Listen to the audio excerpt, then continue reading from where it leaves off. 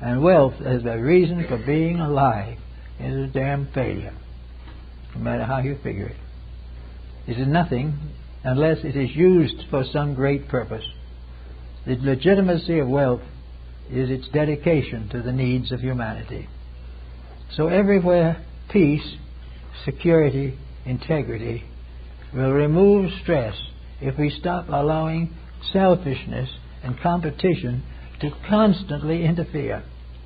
There is nothing that the individual has in this world that he's going to take with him but himself.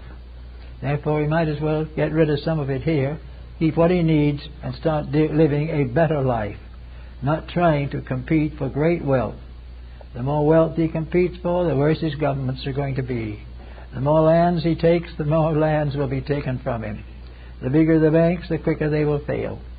All these things in excess are detriments to themselves.